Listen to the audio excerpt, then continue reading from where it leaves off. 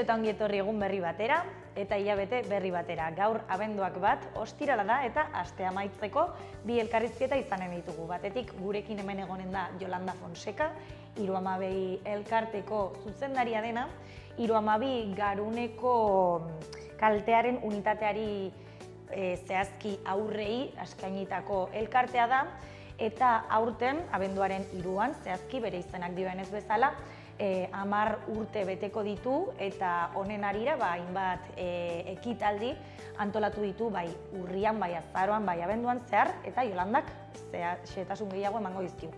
Eta bestetik, normaltasunean etortzen den Inigo Larramendi Navarraldeko kidea hemen egonen da ere, abenduaren 6tik 10era Durangoko azokan egonen da, liburuak saltzen, hor saltoki baten, eta gainera ingo dugu balorazio bat azaroaren 25ko Hernaniko jaurdunaldiaren begira.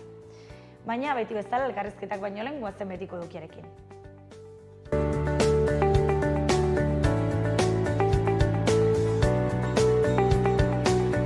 Goazen orain gaurko efemeridekin.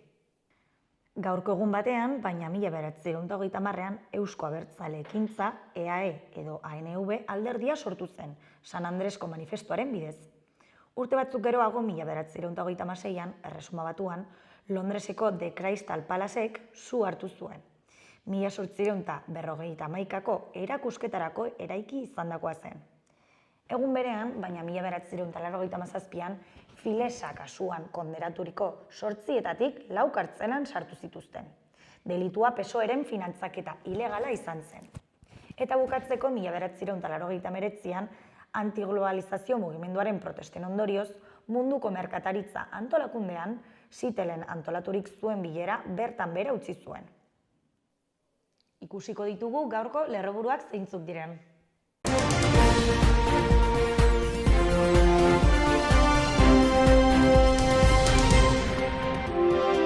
Zaintza eskubide kolektiboaren alde Lemapean Elizondon egin zen greba eguneko manifestazioan 800 lagun inguru elkartu ziren. Mahai sektoriala osa dezala eskatu dioten Nafarroko gobernuari greba feminista orokorraren deitzaileak manifestazio jendetsu egin zen atzo Iruñan.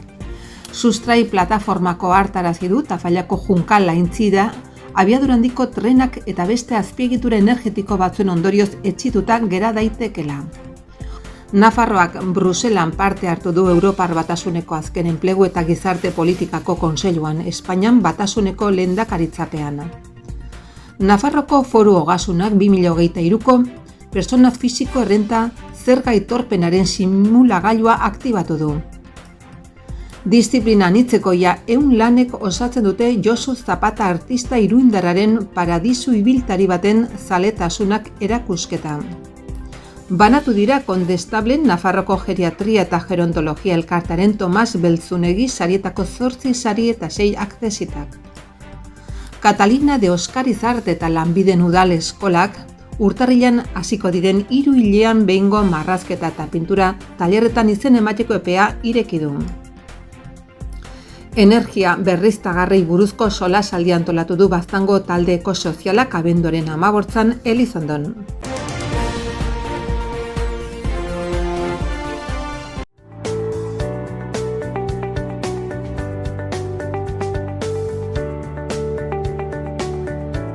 Ikusiko dugu aste honetako agenda. Larun batean, Nafarroko bertsolari txapelketako finala 2023. 8 bertsolari ariko dira Anaitasunako oholtzan kantari arratsaldeko 5etan. Horien artean, 2 dira lehen aldiz final batean parte hartuko dutenak, Sats Karasatorre eta Sarai Robles. Gainerakoak finalean arituak dira. Julio Sotok 11garren finala du, Eneko Lazkozek 8garrena. 3garrena Joanes eta Xabati Jarregik eta 2garrena Josu Sanjurjok eta Saio Alkaizak. Sarrerak oraindik salgai daude. Bestetik, Gailu taldearen kontzertua eta disko aurkezpena. Gaur egun, Drake, Mikel Txopeitia eta Okene Anaiak osatzen dute Gailu. BAP eta denbora asko igar ondoren, beren bideak berriro aurkitu dituzte. Autosuntxipena hasia da 3-2-1 Diskoa aurkeztuko dute Zentral Aretoan arratsaldeko 8etan. Sarrerak 10 euroan eskura daitezke.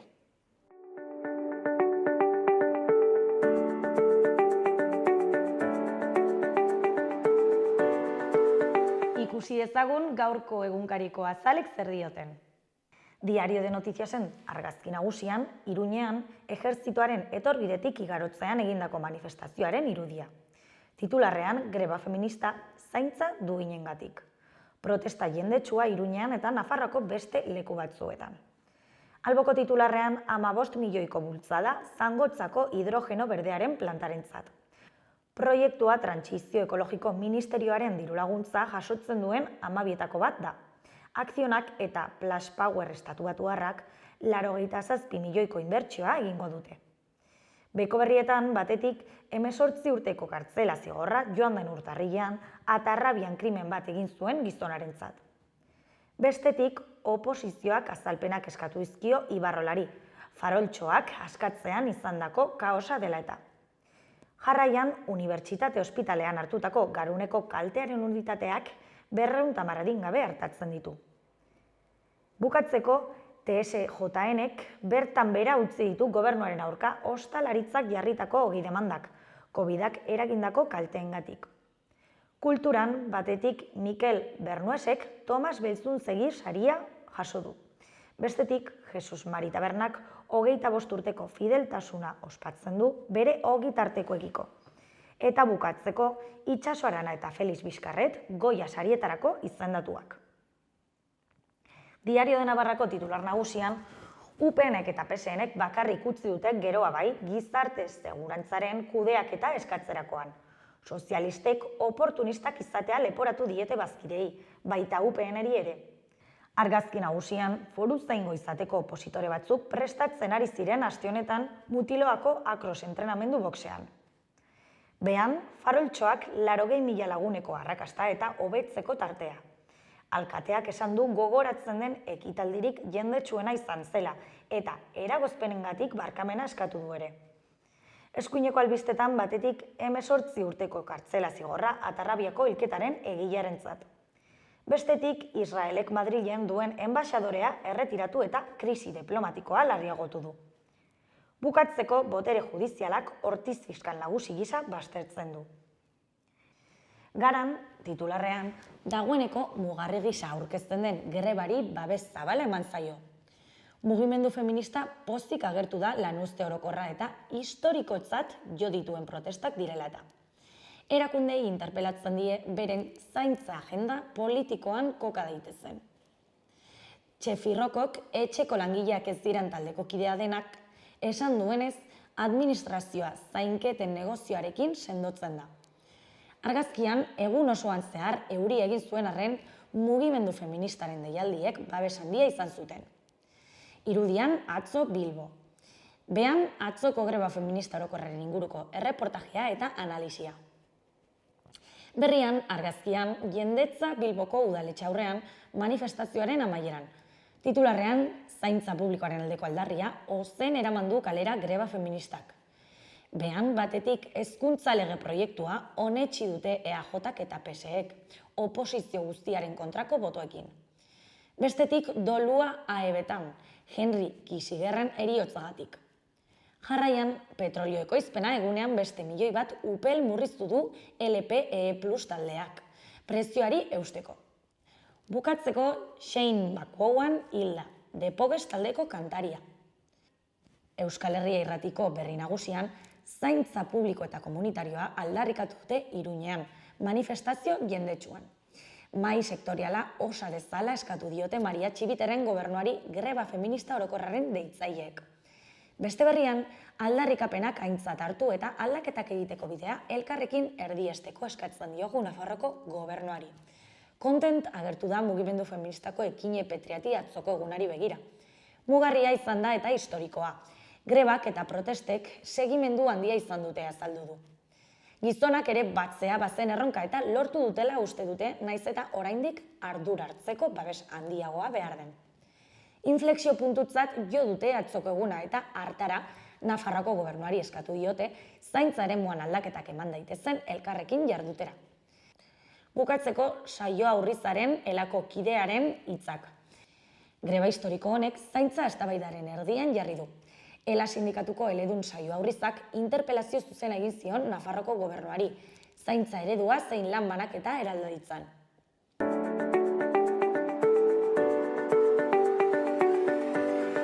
Kaixo eta ongi etorri gaurko lehenengo elkarrizketara, oraingoan Yolanda Fonsekarekin gaude, 312 elkarteko zuzendariarekin. Arratsaldeon, Yolanda. Kaixo, arratsaldeon. Ongi etorri.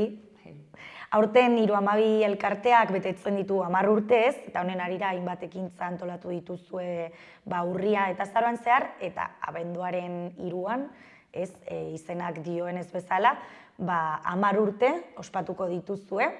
Eta kontatuko diguzu pixkat zer den 312 elkartea, eta zer egiten duen. Bueno, bai, 312 jaio zen orain dela 10 urte, eta 312 da elkarte bat, eta hor gaude umeak daukatenak daño cerebral adquirido, eta hori da, bueno, ez dakit zuek badakizue zer den daño cerebral adquirido, baina da, normalean gu badugu garuna ez, eta garuna funtzionatzen du primeran, eta bapatean gertatzen da zerbait. Eta zer gerta daiteke, ez dakit, kolpe baten gatik, edo anoxia bat, falta de oxigeno, edo encefalitis, meningitis, segun ze tipo epilepsia batzuk, eta mina egiten du burunari, eta kalte bat gertatzen da hor, gelditzen da hor kalte bat.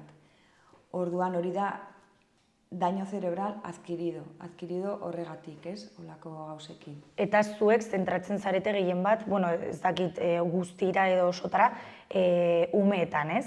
Bai, gu bakarrik lantzen dugu umeekin. Bai. Eta zer egiten du elkarteak adibidez, ze funtzio ditu edo zer egiten du urtean zehar? Urtean zehar egin ditugu gauza pila bat. Lehenengo gauzak nahi genuen egin izan zen familiak elkartu, ez? Elkartu eta haiek jakiteko hemen dagoela lekuren bat hitz egiteko eta borrokatzeko gure eskubideari buruz, ez? Orduan, hori da izan zen lehen helburua. Eta beste aldetik, egiten ditugu ere bai, kontzientziatzeko programak eta sensibilizatzeko ere bai programa batzuk baditugu.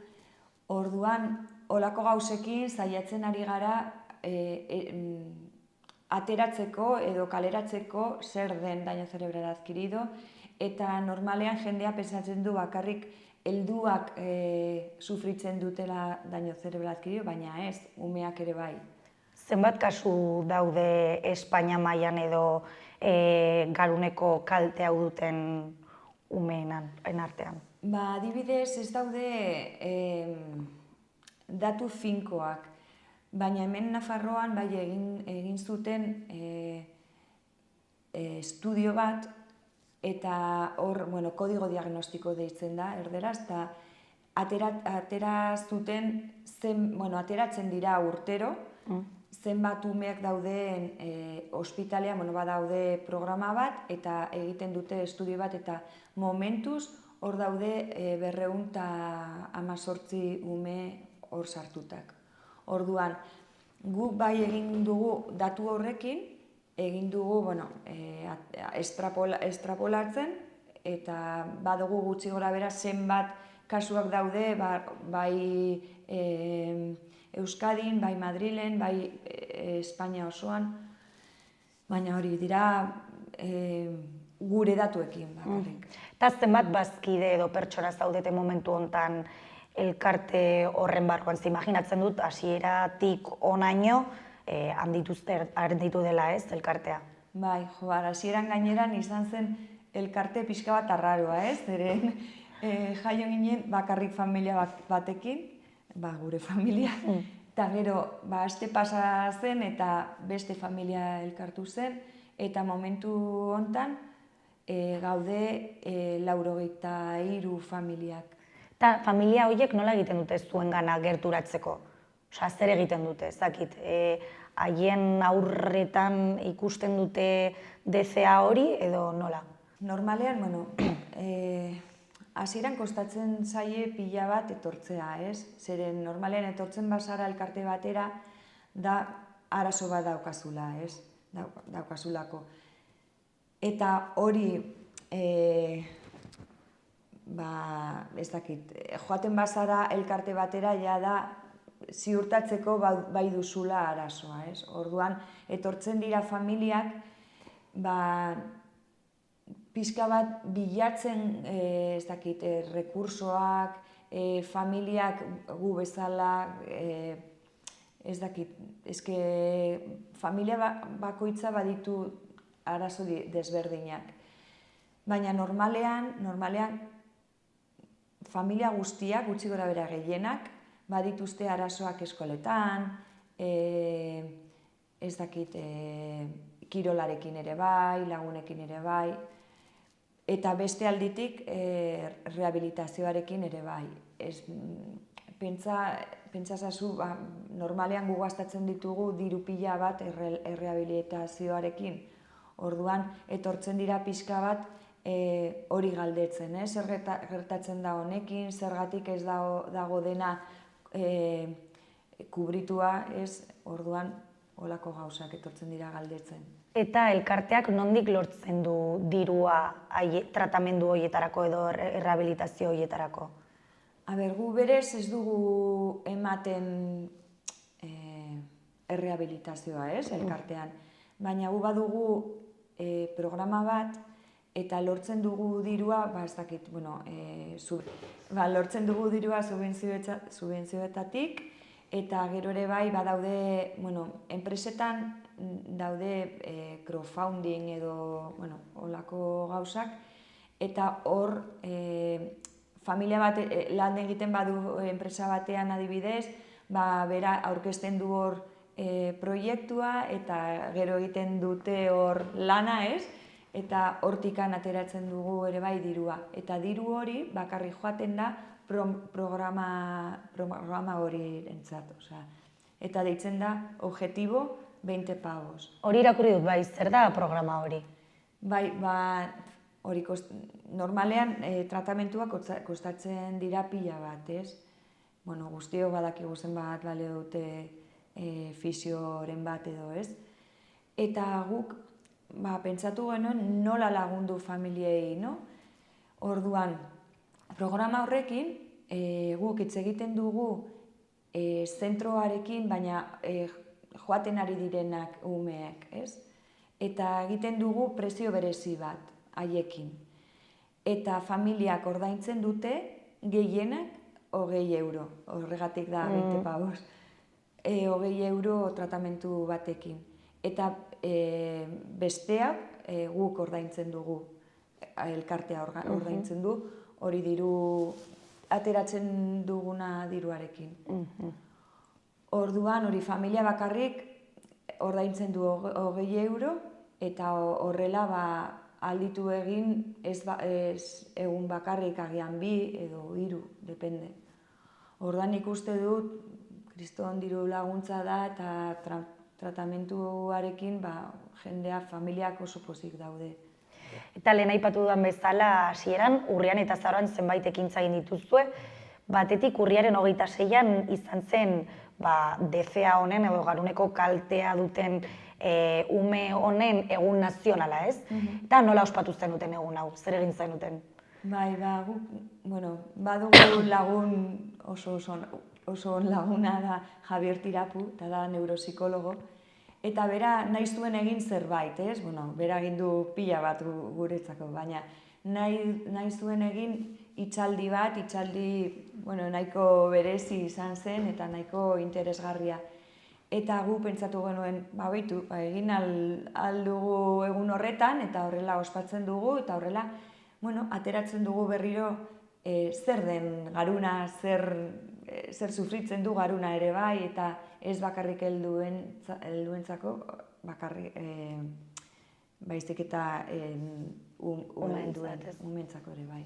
Eta orduan konferentzia edo ekitaldi hori egin zenuten, hitzaldi hori, eta zerbait gehiago edo nola? Ez genuen egin ekitaldia, Ze gero azaroaren 11an antolatu zenuten bazkari solidario bat, ze helbururekin. Bai, hori izan zen, nahi genuen, 10 urte pasa dira eta daramatzagu 7 urte programa horrekin, Objetivo 20 Pavos. Orduan, nahi genuen eskertu enpresei, voluntarioei, ez dakit, jende guztiei lan egin dutenak hor, Objetivo 20 Pavos, nahi genuen esan eskerrik asko, ez? Eskerrik asko laguntzagatik, eskerrik asko hor egoteagatik, eta orduan nola egin, ez? Pues nahi genuen egin baskari bat, hemen beti egiten dugu baskariekin gauzak, ez? Orduan, nahi genuen egin baskari polit bat, eta ongi pasatzeko, eta eskerrik asko esateko jendeari, ez? Eta, bueno, hitz egin nuen Colegio de Medikosekin, eta, bueno, nahi zuen egin gurekin, eta, bueno, hitz egin nuen Alex Mujikarekin, hori da txef, hor egiten duten alak, eta, bueno, azaldu nuen zer gustatuko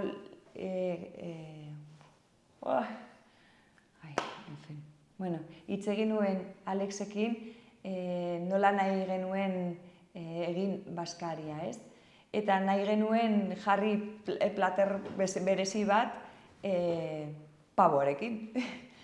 Orduan, bera pentsatu zuen ideia polita zela eta bera egin zuen plato berezi bat, eta hor egin genuen ere bai zozketa bat, Mago Marcos egon zen ere bai, izan zen baskari oso polita, eta 125 pertsonak egon ginen hor ospatzen. Eskerrak ematen, ez? Eskerrak ematen, bai. Beraz, Objetivo 20 Pavo horrekin amaitu duzue da? Ez. Hori jarraitzen du? Jarraitzen du, bai. Baina nahi genuen, pasa dira 10 urte, berez 7 urte programarekin, baina nahi genuen eskertu. Eta atzo azaroaren 30ean ohorezko bazkiden saria, zer izan zen hau? Bueno, izan zen oso berezi ere bai, izan zen eguna, dena, gaur nago pixka bat, hori resakarekin, ez? Festondarekin, horrekin.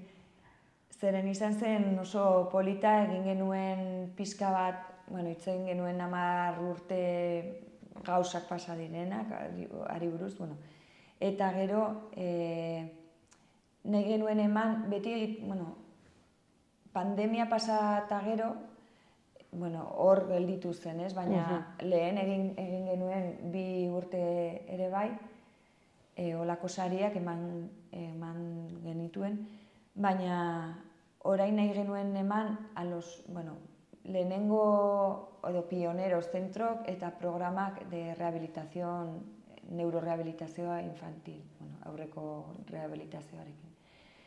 Eta nahi genuen eman saria Institut Guttmann, Bartzelonan dagoena, Redmeni, eta badaukate diferentes zentroak Madrilen, Bilbon, badaude pila bat hemen Iruñan ere bai.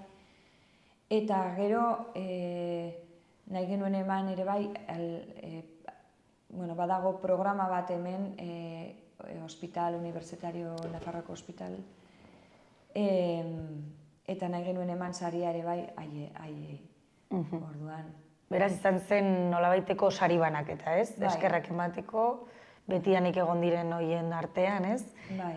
Eta abenduaren 3an, ez dakit segun den, zehazki, 2 egun barru, ez? Bai, igandean. Zer ospatuko duzu, ez? 10 urte bete dituzu, ez dakit zerbait gehiago berezirik eginen duzuen, horrela utziko duzuen. Bai, daramagu ja 2 hilabete horrela lantzen eta uste dut bizka batian nekatuta gaude. Baina, nahi dugu egin ez berez egun horretan zeren gainera da igandea, da Nafarroako eguna, euskararen eguna, da, ez dakit eguna,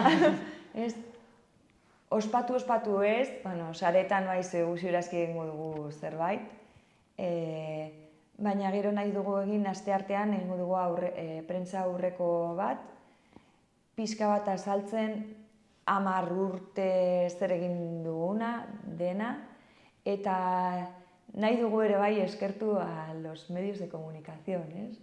Zeren, jendea pentsatzen du hau erresa dela, baina ez da erresa. Eta ez bakarrik ez dela erresa, zeren guk kostatzen zaigu pila bat hitz egitea. Claro, familia gara bakarrik, ez? Baina ateratzea medioetan, egunkarietan, irratian, telebistan, eta zaila da lortzea kontaktuak, zaila da holako gauza. Orduan nahi dugu eskertu, haiei ere bai, hor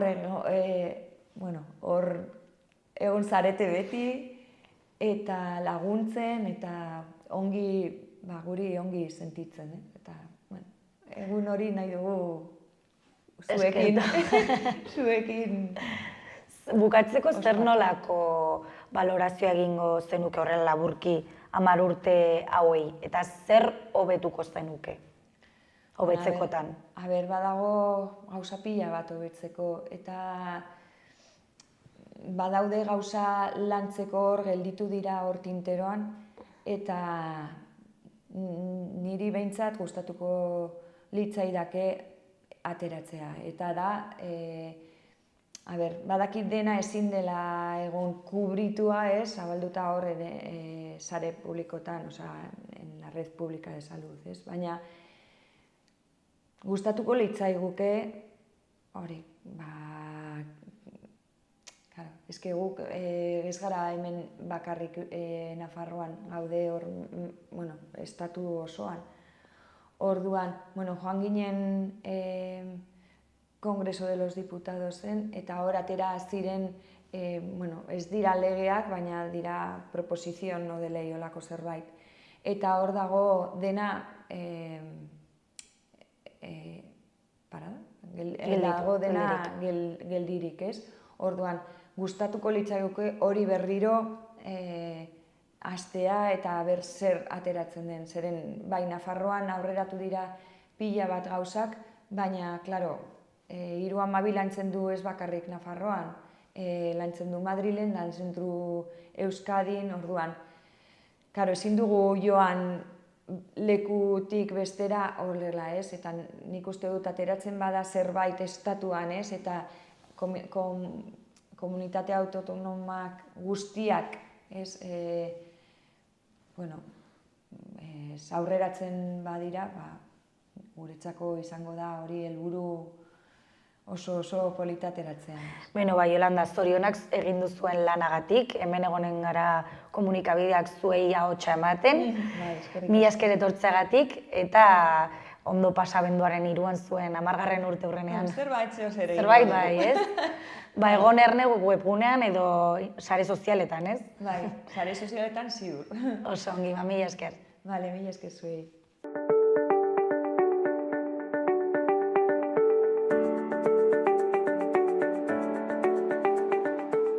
Gaurko eta biharko eguraldia entzun dezagun orain. Gaur lehen orduetan hodeitsu egongo da eta euria eginen du, baina goiza aurrera joan ahala atertzera egingo du eta ostarteak zabalduko dira.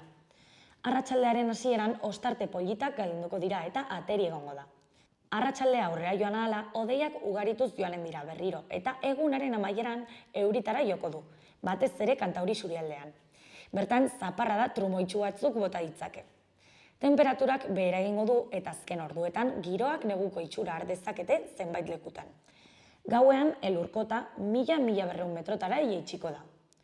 Mendebaldeko edo hego-mendebaldeko haizea ibiliko da. Gauean ipar-mendebaldera aldatuz joanen da eta indartu egingo da, batez ere kostaldean eta Ebro ibarrean. Larunbatean zerua oso hodeitsu egongo da eta zaparradak botako ditu, sarriago eta indar handiagoz iparraldean. Egunaren hasieran ekaitzak jo lezake bertan. Arratsaldean geroz eta euri gutxiago egingo du eta gauean guztiz atertuko du. Elurkota 1000 metroren bueltan egongo da. Temperatura maksimoak 10 gradu azpitik geratuko dira barnealdean. Minimoak hotzak izango dira eta azken orduetan neurtuko dira. Orduan izotza bota dezake barnealdean. Ipar-mendebaldeko haizea ibiliko da goizaldean kostaldean bizi oraindik. Ondoren, haizeak indarra galduko du eta mendebaldetik finkatuz joanen da. Giro lasaia espero dugu igandean eta ateri eutsiko dio. Goizean goiz, lainoguneak izango dira eta Araba eta Nafarroako hainbat lekutan izotza bota dezake. Hodeitza aldakorra izango da egunean zehar.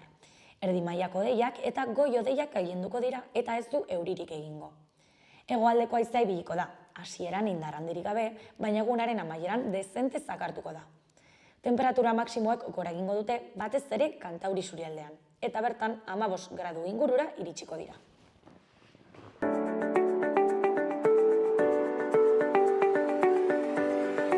Kaixo eta ongi etorri gaurko bigarren elkarrizketara, oraingoan Inigo Larramandirekin gaude, Navarraldeko kidearekin, arratsaldeon.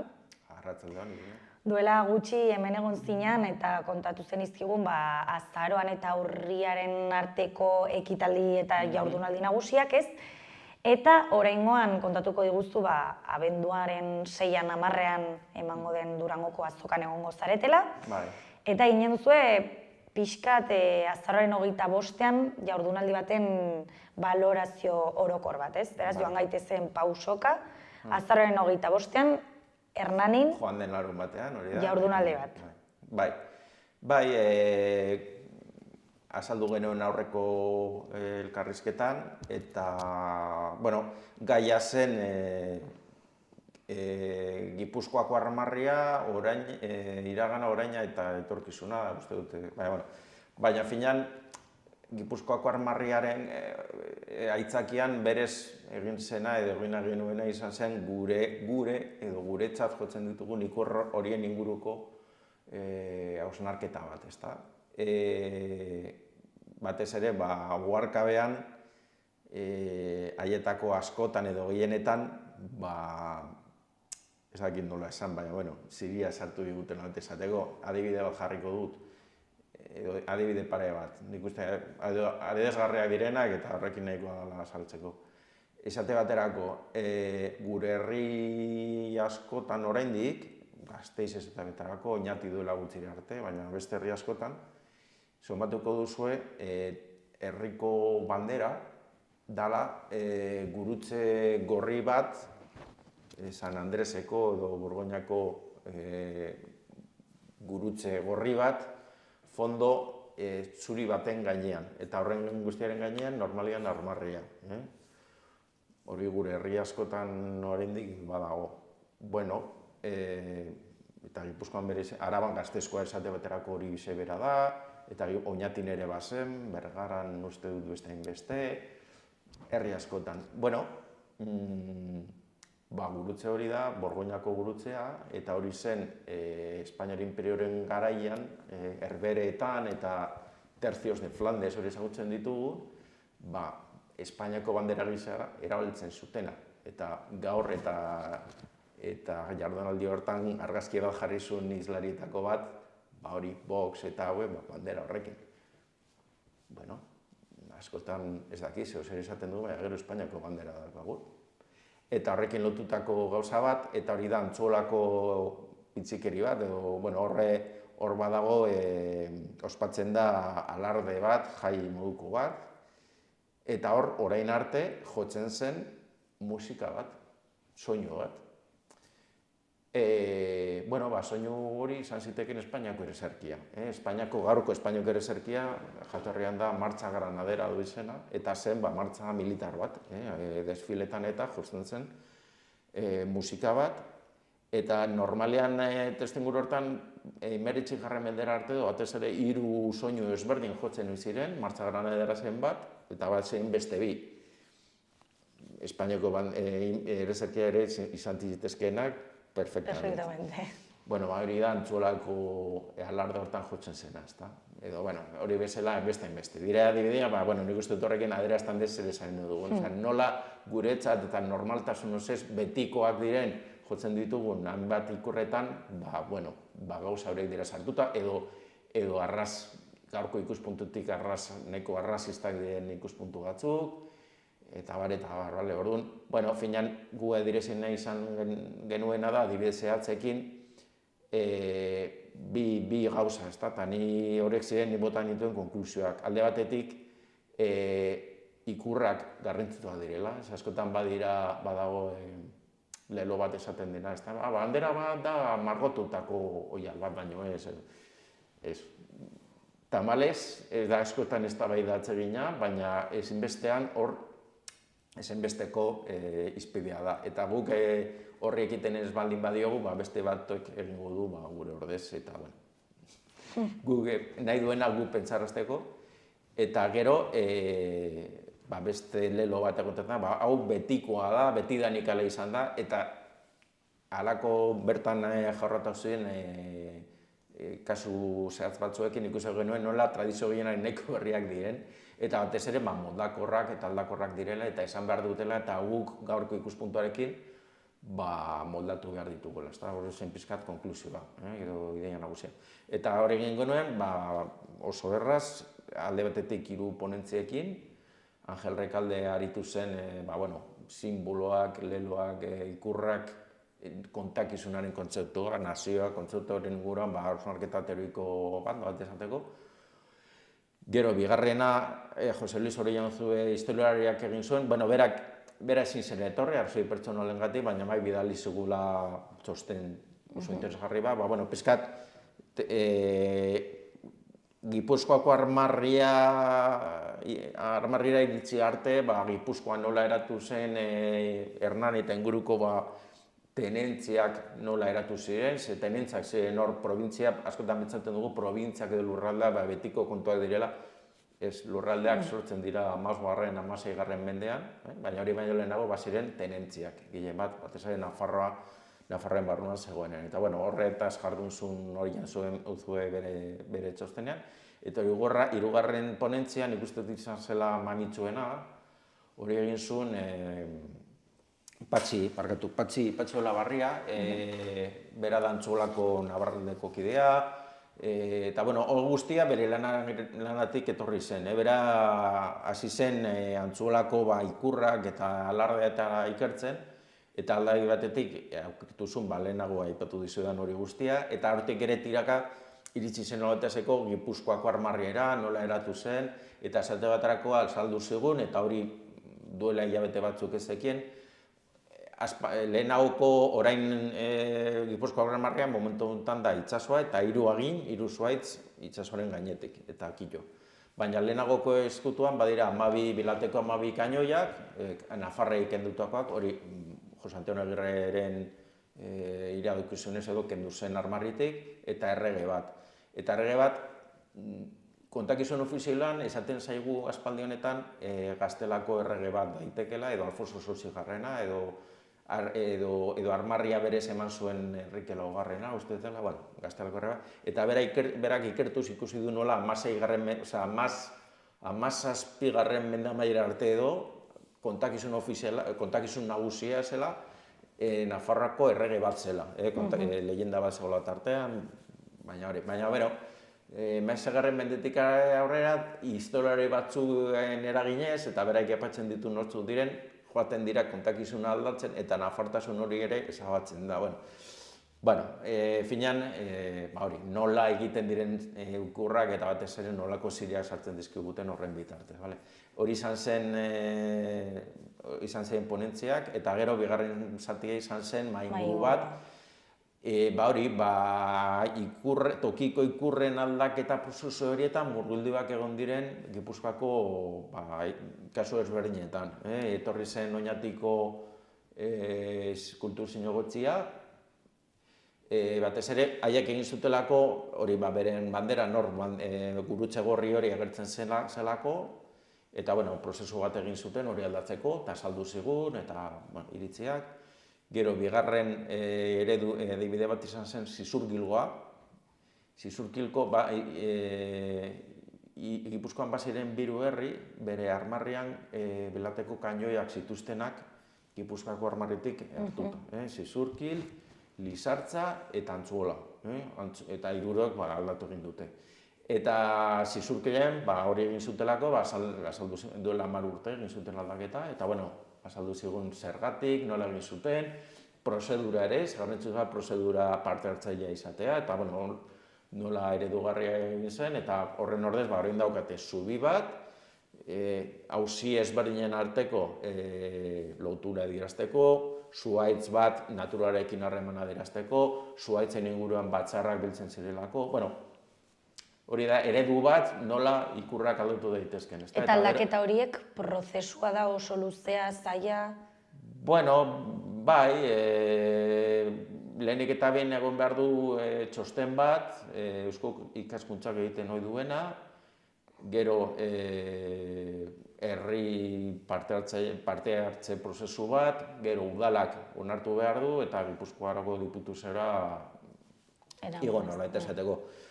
Ez dugu guratzen, baina nik uste Zizurkilgo kasuan zenbat dira zuen, agian urte pare bat edo iruzuen daiteke, bai. Baina egin daiteke, esan edut, bai, egia da prozedu egin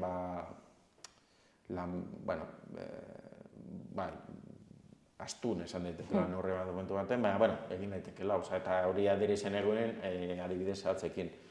Eta horretaz aparte, Bergaran badago talde bat, dekolonizatu Bergara.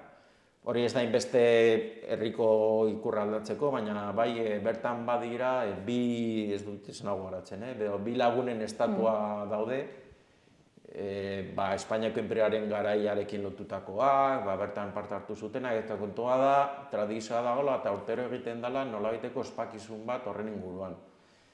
Claro, kontua da hori, Bergara bezalako herri baten, ari gera kolonizatzaile batzuk goraipatzen, gauza bera da, ikur horien beste adibide bat, musika, banderak, armarriak, estatuak, tale izendegia, hori gainetik baino ez genuen jorratu, baina horrek badauka askorako, eta gero, gure kide bat, Iñaki Diegora, Iñatikoa ere genuen zen, zebera oso artikulu interesgarria idatzi zuen. Batez ere, Oñatiko historia eta bizita begiratuak aipertxarakoan, eta Oñati da, oso herria bertzalea, euskalduna, eta horretar. Oñatiren historia jorratzeakoan, gehien bat egiten da historiako 3 lagunen inguruan, Oñatiko unibertsitatea bultzatu zuela, eta beste lagun pare bat, Espainiako imperia, bai Nafarroako konkistan eta bai Espainiar imperioaren garaiaretan, horren alde egin zutena. Hori historia da, baina hori gaur goraipatu behar dugu, eta gure kontakizuna horren inguruan eraiki, horri buelta bat eman buko horrekin, ezta? Horri izan zen pizkat Hernaniko. YouTubeen horrendik editatu behar dugu, baina YouTubeen jarrita dago, Navarralderen kanalean, ordu nahi duenak, prestatu behar dugu, erosoago izan dadin, baina YouTubeen ere badago, eta esan dauka. Nik uste kontu mamitxoa dela, eta zer nolako balorazio egiten duzu? Jendea egon zen, nola atera zinen hortik? Jendea egon zen, 30 lagun, apur bat gehiago, gaizk ez dago, baina gehiago espero genuen, baina, somatzen da, gero eta zailago dela pizkat jendea halako gauzetara eramatea, eta, hor, nik uste formato eta modu ezberdinak saiatu behar ditugula, gure balorazioa da ona, baina, bai egia dela, kezka hori badagoela, jendea erakartzea eta gero eta zailago da. Ja ikusi dugu aspaldi honetan, batzutan bai ongi eratzen dela jendea, baina ez guztietan. Gero eta zailagoa ikusten da gero zailagoa dela jendea. Aktualizatu behar da, ez? Aktualizatu behar zareta pixkatagian. Bai, gauza, moldatu ez dakit, buelta asko eman berdu izkigu. Nik uste gauza orokorra dela, ez bakarrik gure. Beste taldeekin eta hitz egin da, denek gauza bere esaten dute. Kontua da gizarte aldatu egiten dela, eta horretan moldatu beharra dagoela, ez da? Baina, nik uste gaia joandako jendea batez ere, oso interesgarria, joaten dena ongi ateretzen da, pozik, oso interesgarria dira gai mamitzoak, eta islariak, adituak eta bat. Baina, kontua hori, behin joaten dela, bai, dena ongi, baina, hori, pausu hori, gero eta zailagoa da. Eta hurrengo astean Durangoko azokan, egon ez zarete, 5 liburu saltzen.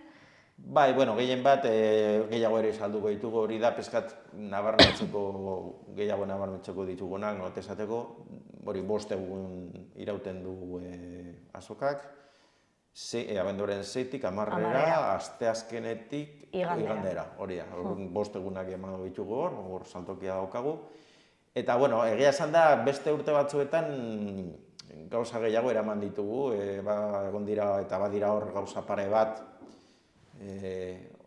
Durangoera erameteko astirik izan ez duguna, aterako dituguna gero, baina Hala ere, bai nabarmendu, gogoratu behar dugu aurreko elkarrizketetan atera delako, datorren urteari begira, gure gai nagusia edo nabarmendu nahi duguna da 2024an 1100 urte betetzen direla, Iruñeko erresuma jaio zela, Orreagako azken bataiaren ondorioz.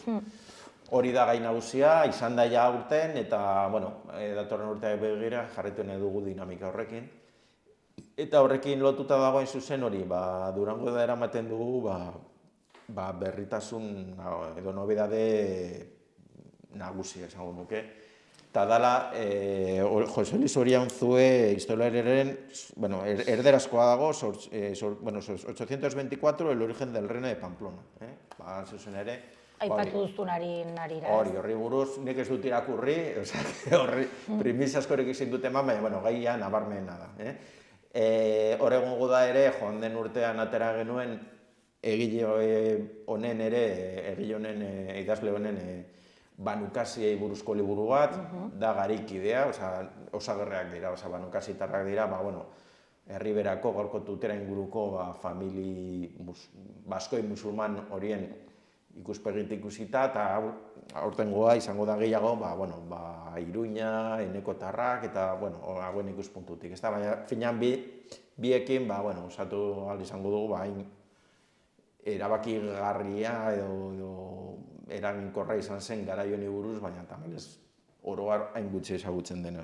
Eta hori da, egia esan da, Durangorako nobedade nagusia. Beste liburua batez ere dira, urtean zeran atera ditugunak, baina, Durangora ere, berezik emago ditugunak. Bi daude lotuta, azkeneko 2016tik ona, eta jarraituko dugu, lantzen ari geran lan hildo batekin, dela Zuzenbide Pirinearra, Usaidiozko antolakuntza modua, batzarrak, auzolana, eta bar. Eta hori, zuzen ere joan den urtean, auritzen egin nuen fazeriei buruzko, fazeria, partzoneria, izen ezberdina dituzten, baina kontua da, herri edo bailara ezberdinen artean partekatzen duten amankomuneko erre lurrak eta haren kudeak. Eta askotan, estatu ezberdinen arteko herrien artean, eta hori da agian gai honen alderdi azpimarragarri bat. Badira, badakigu estatuak etorri dira, beren mugak jarri dituztela, baina hala ere, haien aurretik zeuden harremanetarako eredu horiek eta amankomunean diren errekurtsoak kudeatzeko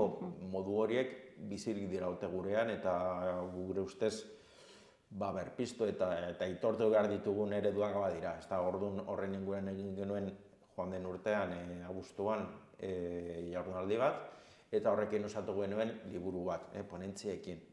Eta hori izango da, salgai jarriko dugun lehenengo liburu bat. Eta hortik spin-off, horrein esaten den bezala moduko bat, arazo bat egon zen eta ezen hor sartu, baina merezi zuelako gure ustez egin genuen separata moduko bat esaten zaio. Hain zuzen ere, Aezkoa eta Garosiren arteko fazereri buruz. Jose Etxegoienek xamar, badago beste xamar bere anaia ezagunagoa dana, baina Jose Etxegoien ere ikertzailea dela, eta hori, eta bere ponentzia liburuzka baten argitaratu dugu, duela gutxi aurkeztu genuen Ariben, askoan bertan, eta eramango dugu ere Durangora. Fazerien eta gai honen gauza bera da, gure ustez gure nortasuna, eta ez bakarrik nortasunaren gati, baizik eta oso kontu praktikoak direlako, gaurko eta etorkizuneko ere, halako gauzak orain kilometro zero, halako gauza asko ari zaizkigu iristen, eta badirudi, estatu batu betik baldin badator, lio zaigu, eta hemen etxan daukagunean ez dugu ezagutu behar, eta hori da pizkat helburua, ezta.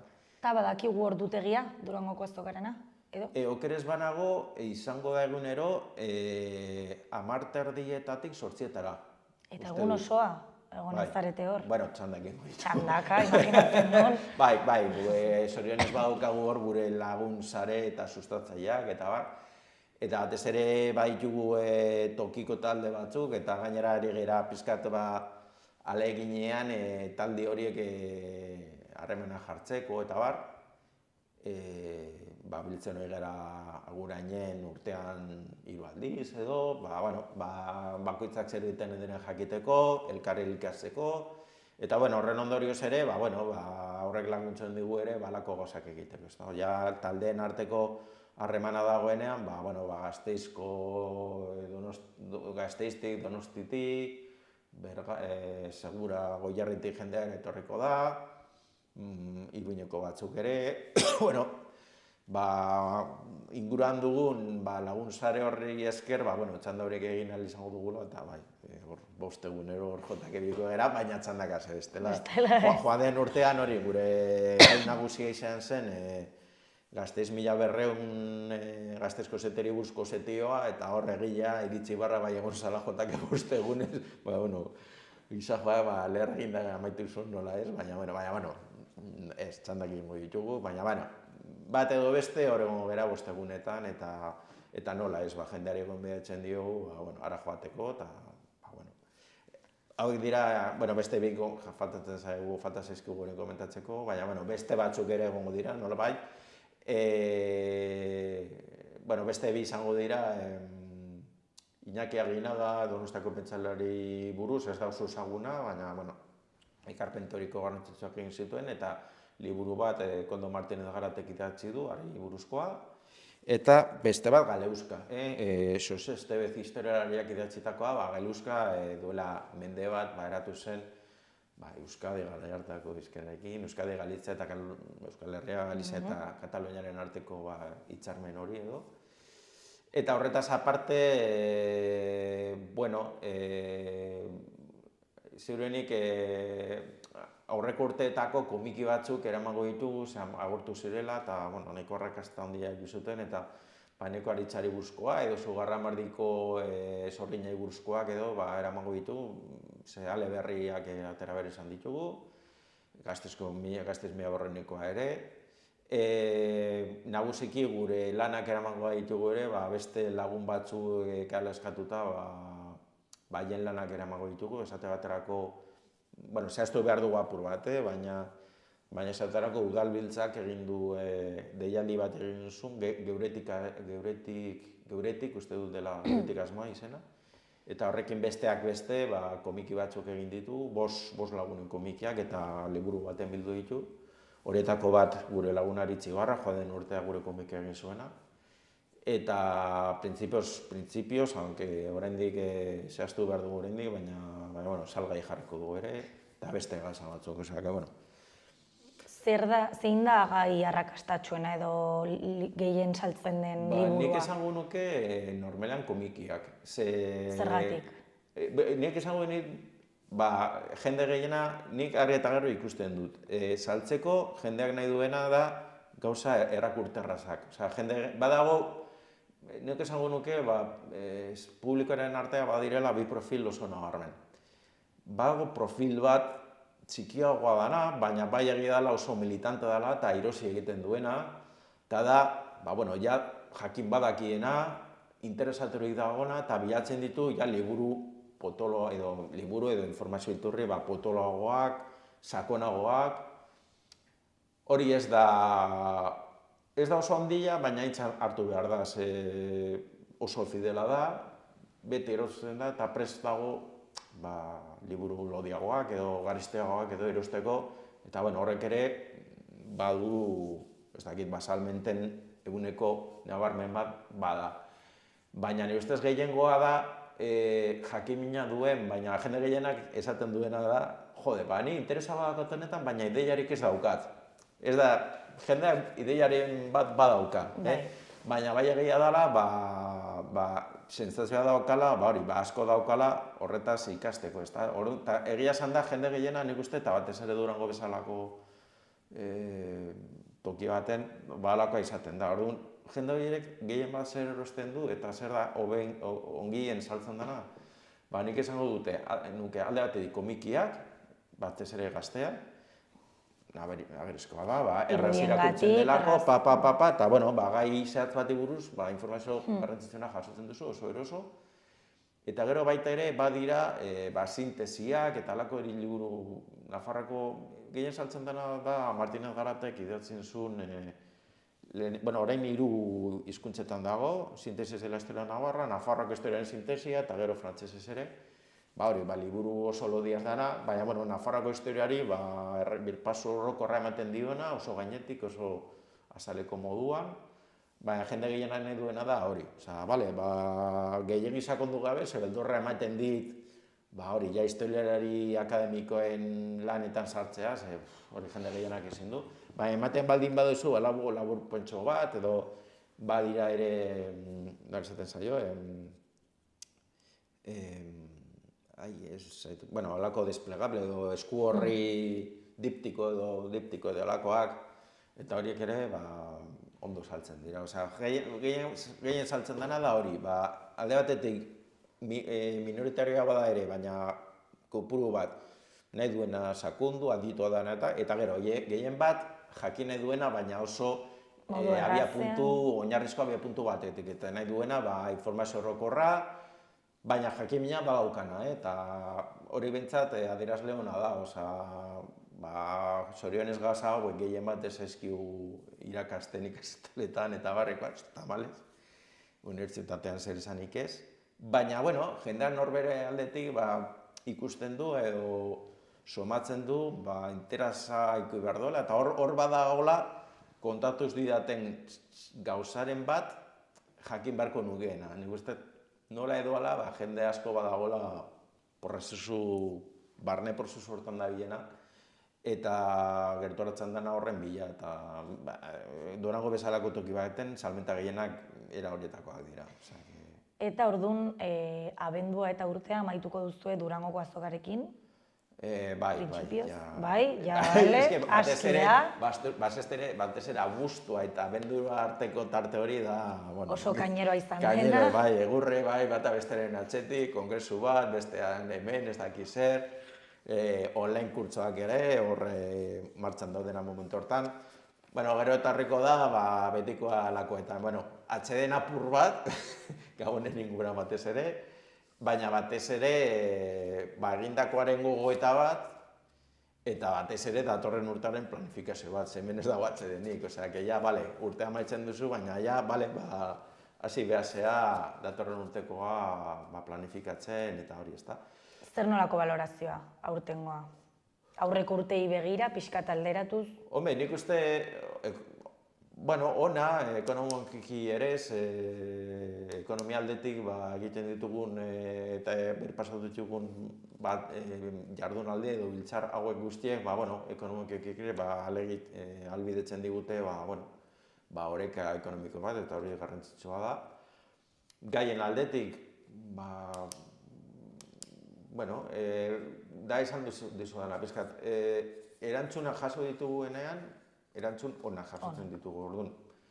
Gaiak berez merezi dute lantzea eta ezta. Kezka da pizkat aipatu duguna. Ikusten dugula, gero eta zailago dela jende gehiagoren gana iristea, pizkat joaten direna dira ezberdinak, baina gutxu gabera bai. Orduan nik uste erronka nagusia, daukagun erronka nagusia da hori, nola gauza, aurrekoa baztertu gabe, garrantzitsua da horri ustea. Nola pizkanaka, gai toki formatu berriak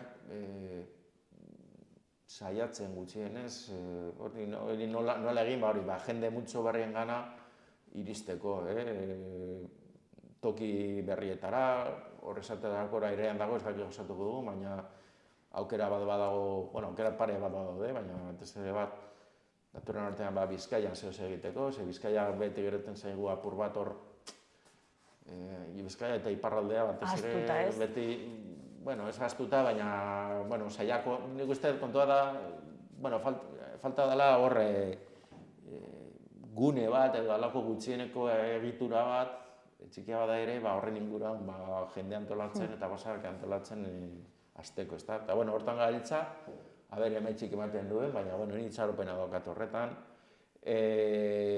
Gazteak ere, eta gazteen kontuan nik uste dela batez ere formatoa. Alegia, gazteak komikiaren heldua badago hortik, eta badago gauza hon bat egiten da, eta jarritu behar dugu hortan. Baina, horretaz aparte nik uste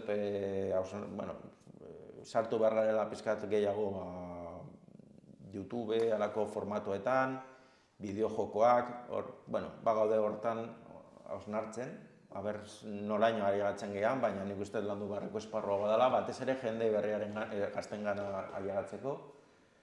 Beste arloa nik uste dela emakumeak, nabarmena da nola jende gehiena nabarmen gizonezkoak dira, eta hori nik uste gabezi nabarmena da.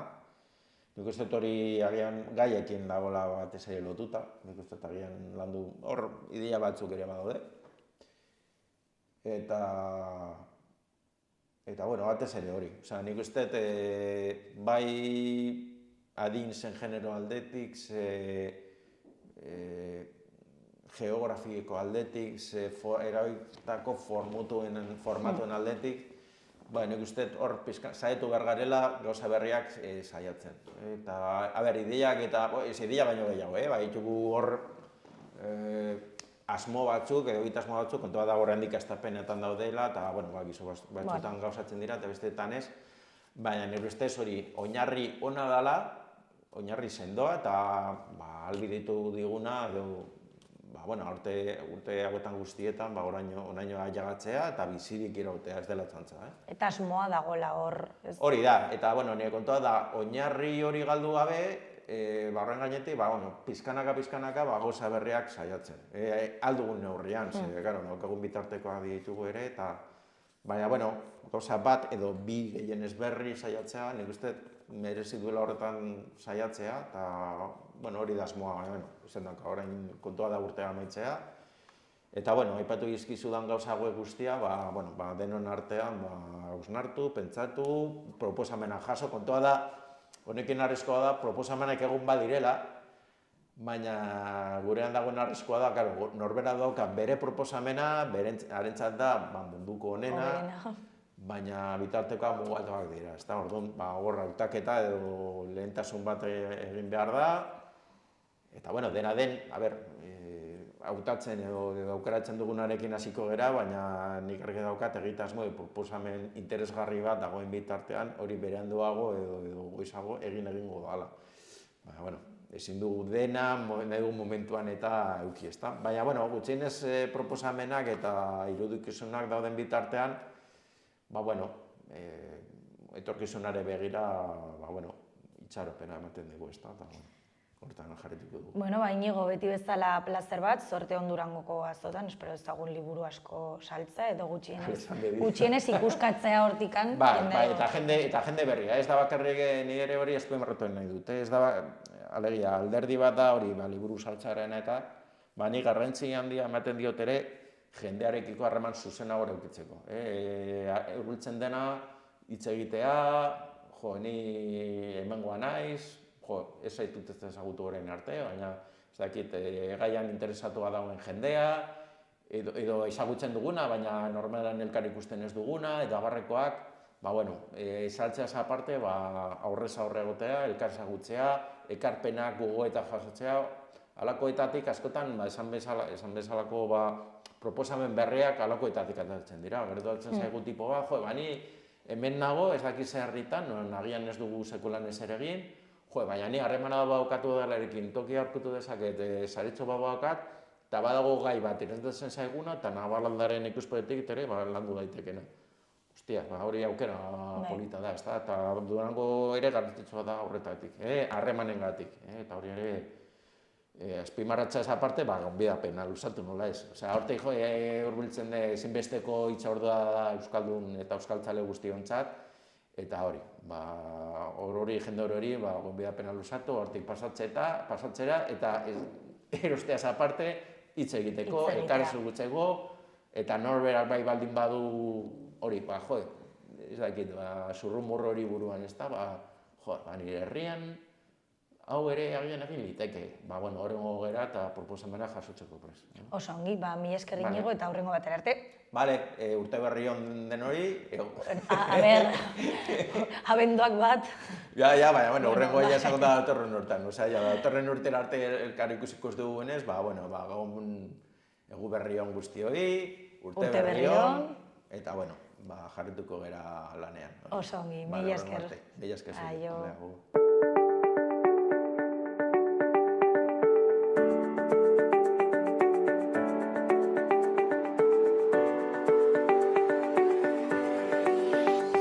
esker beste egun batez hemen gurekin egoteagatik eta beti bezala 2 aste barru hurrengoan ez, oporretan egonen garelako, eduki berriarekin eta elkarrizketa berriarekin hemen egonen gara.